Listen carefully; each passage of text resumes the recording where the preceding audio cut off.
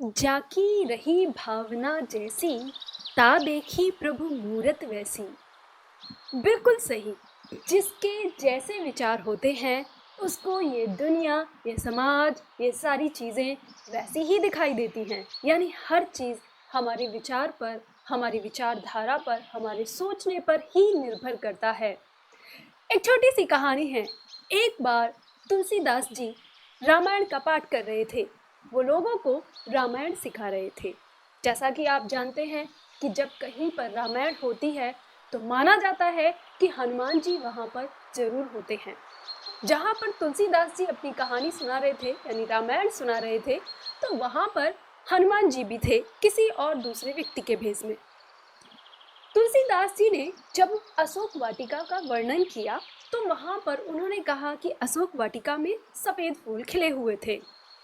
हनुमान जी ये बात सुनते ही एकदम गुस्से में बौरा गए और उन्होंने कहा तुलसीदास को कि तुम भ्रमित क्यों कर रहे हो, अशोक वाटिका में सफेद फूल नहीं लाल फूल थे।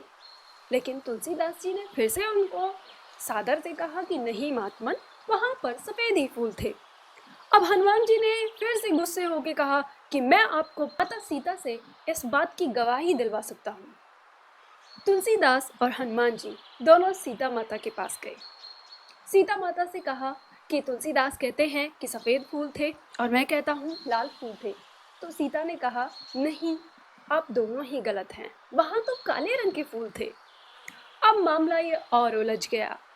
तब वहां पर भगवान राम आ गए और उन्होंने कहा अरे आप लोग क्यों बहस कर रहे हो।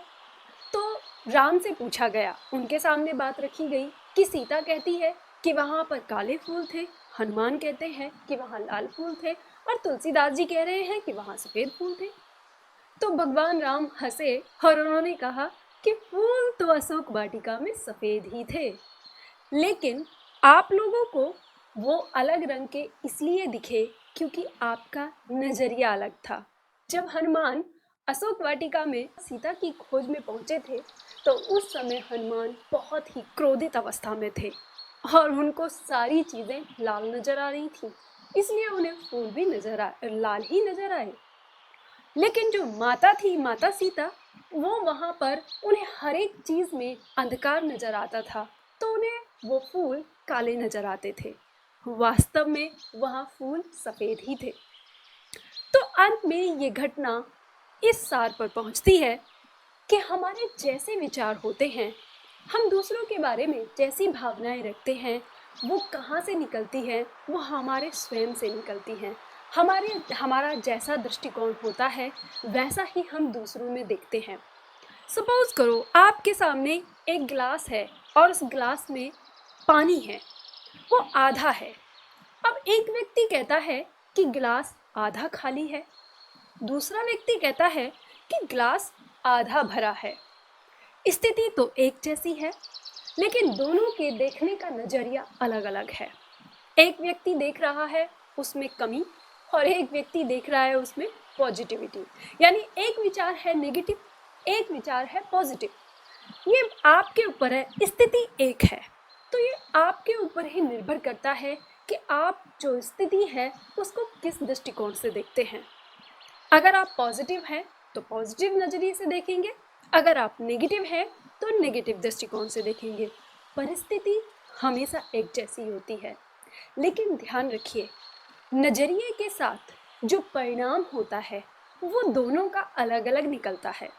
अगर हम नेगेटिव परिणाम अगर हम नेगेटिव नजरिया अपने मन में रखते हैं तो नेगेटिव ही हमारे जीवन में घटता है, और अगर हम पॉजिटिव रखते हैं तो पॉजिटिव हमारे जीवन में घटता है। अगर हम हर एक चीज में नेगेटिव नजरिया रखते हैं तो हमारा मन उदास, निराश, दुख में कष्टपूर्ण होता है। लेकिन अगर हम हर एक चीज में पॉजिटिव नजरिया रखते हैं तो हम हर्ष, उल्लास, खुशी, प्रेम, इन सारी चीजों से लबालब रहते हैं। तो ये आपके ऊपर निर्भर करता है आपको अपनी जिंदगी कैसे बनानी है। आपको अपना जीवन सुख में बनाना है या दुख में बनाना है, आपको सोचना है। ये सिर्फ और सिर्फ आप ही के ऊपर निर्भर करता है। तो फिर आप खुद इस बात को डिसाइड करिए कि आपको कौन सा नजरिया रखना है और कमेंट बॉक्स में मुझे जरूर बताइएगा। अपनी बात को विराम देती हूँ। मिलते हैं अगले वीडियो में।